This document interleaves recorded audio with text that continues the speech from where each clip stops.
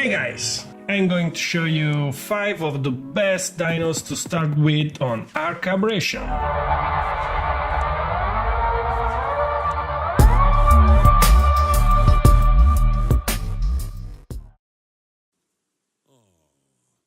Hey everyone, new emoji unlocked, new beard types, new haircuts, awesome stuff going on ARK Aberration. This is behind me David Bowie. It's an awesome rock drake, and in this video I'm going to show you 5 of my personal best dinos I found useful on ARK Aberration to start with. I'm talking about starting dinos, so here you are not going to find rock drakes, for example, because they're late game dinos. This is a starting games dinos, best starting game dinos for me on ARK Aberration. So you'll be surprised on what I have on the first place anyway. So I've placed different materials here, wood and stone, metal, etc., until the tech, which contains the first one. Again, for me, the first one of the 5 best dinos to start with on ARK Aberration. Hey Stego, would you please come? Yeah, come here, buddy. Awesome. Okay, so let's get started. So on the 5th place we have the Ravager. He's a fantastic dino to start with on ARK Aberration. You can tame it with knockout, so trunk arrows, wooden clad, etc. You can immobilize it with bolas, and you can find it everywhere, pretty everywhere, especially in green and blue biome. He has decent stamina and speed, ability to use a zip line, natural or unnatural. He can jump, and this is important. Heavy materials weighs less on this dino, like metal, wood, obsidian, and yeah. So please check this video to see how I'm using the Ravager to get in and out of the blue biome. And of course he has increased attack and speed when you tame a pack of Ravagers.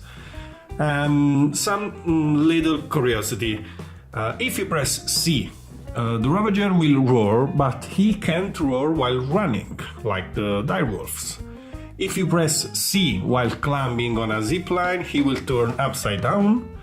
The second word of Ravager's scientific name is Bargust, and is actually the name of a creature, probably a ghost from English folklore, which can appear in multiple forms, but usually takes the shape of a monstrous black dog. And like many of you will think, Ravager isn't immune to radiation. So, why it's important? Well, because at the beginning it's not a difficult tame at all, and it will help you in various ways, like transporting materials, heavy materials, and in particular it will be helpful in scouting. Okay, so that's my 5th place on the list, and now we're going to see the 4th place, which is a very strategic dino, very useful, very helpful, especially here on ARK Aberration. So let's see what dino it could be, and we have the Dung beetle, everybody. The Dung beetle, it's a very cool dino, and it's particularly useful here on ARK Aberration because there are not much ways of producing oil or fertilizer in fast on ARK Aberration, so this will be probably the best choice and the fastest choice, especially at the beginning. Of course, those information are pretty useful for players who are starting to play ARK, Survival Evolved. So you can find the Dung beetle in particular in the blue biome. The Dung beetle can convert faces placed in its inventory into fertilizer and oil, but you must enable wandering to do that. Please upgrade only the weight of this dino, because you will not need any other stats to improve the oil and fertilizer production. Make sure they are not overburdened, so if so they will produce nothing. I mean, they need to walk. If they can't, they will not produce oil and fertilizer. You can ride tamed creatures while also carrying the dung beetle in your hands. So it could be useful if you, for example, you go in the blue biome, tame one, jump on your Ravager or Raptor and come back. And back in the days, at version V261.0 of ARK Survival Evolved, it was an aggressive creature, but it isn't anymore. At what point in the Dung Beetle dossier, the author refers them as worthy of being worshipped. Presumably, this is a reference to how the ancient Egyptians considered them to be sacred. And this dino is really important. It will help you to start your own plants like seeds or vegetables, and of course you need them when you need to make kibbles. So it will help you to start your own plants by producing fertilizer, and meanwhile you can collect oil and use it when needed, soon or later. Okay, so that was the Dung Beetle on the 4th place, and now we are on the podium. 3rd place coming, the Raw Rat. Yes, the Raw Rat. You can tame it in a passive way like the Dung Beetle, but the taming method is quite tricky. You need honey, you need to throw at the Raw Rat when he goes under the ground. So if you like, you can click on the link above to see how to tame a Raw Rat on ARK Aberration. Where to find it? Well, you can find it in green and blue biome, pretty much everywhere.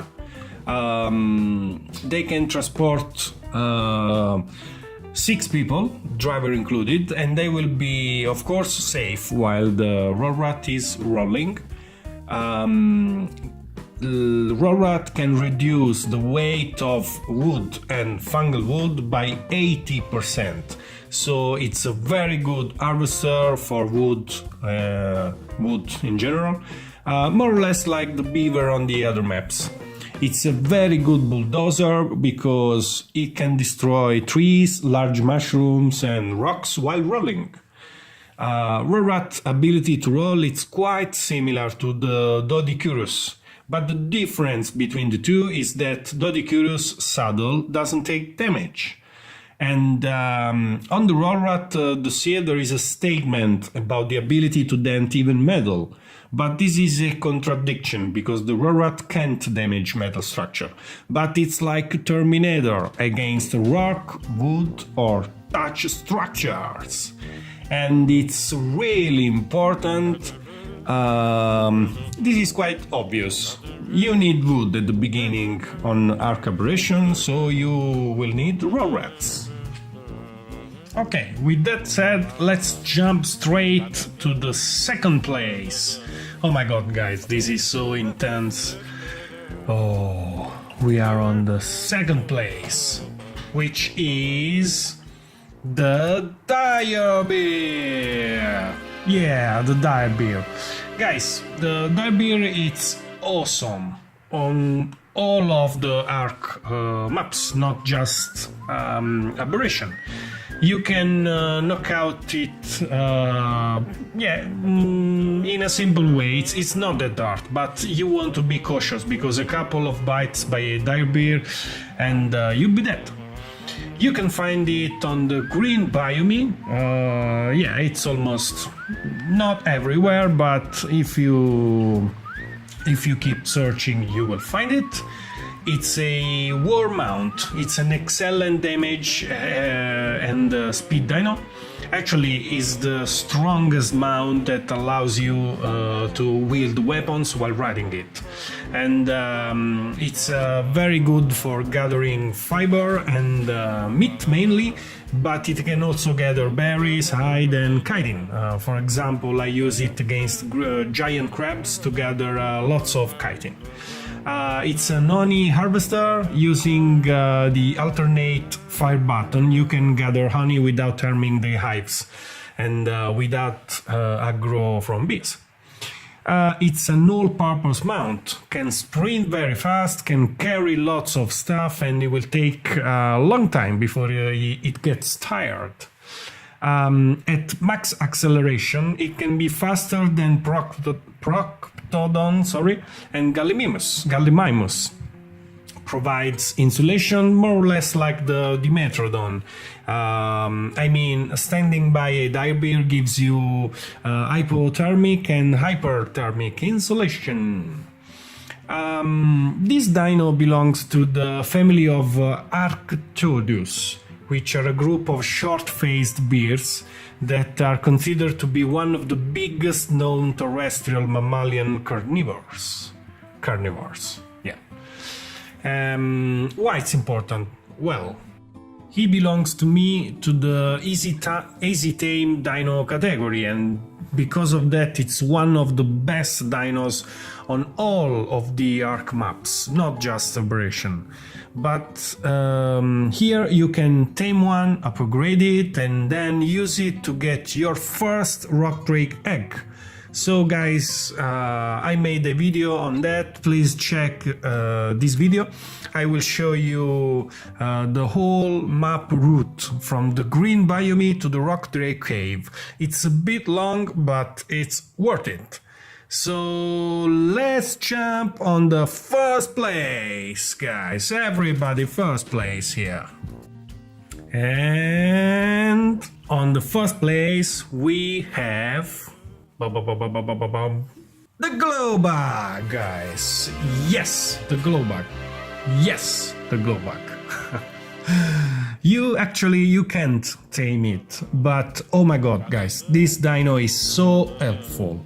When you start to reach the blue biome with your bulb dog on your shoulder, these little Glowbugs, by the way, that are everywhere, will help you stay protected. They will recharge your bulb dog light. Isn't that awesome? Oh my god. In this way, you don't need to worry about nameless. You can find it pretty everywhere. It's an early source of chitin, since they spawn, again, literally everywhere. You just want to use a Ravager or an Ashet to get a decent supply of chitin. It's a light supply on demand. You could even try to trap them in cages for 24/7 light supply, and to do that just use a Megalosaurus to pick them up. The ARK developers used the Lampiradi, I don't know if it's the correct pronunciation in English, but it's Lampiradi as a reference while developing the Glowbug. This Lampiradi, I don't know, is the insect commonly called firefly or lightning bug because of their ability to be bioluminescent during twilights. So when you start going into the blue biome, and it's literally a 24/7 light supply. When you are on the green biome at the beginning, it's a good supply, very good supply of chitin and even meat. So hope you guys enjoyed the video. Please subscribe to the channel if you didn't, and have a great day. See you in the next video.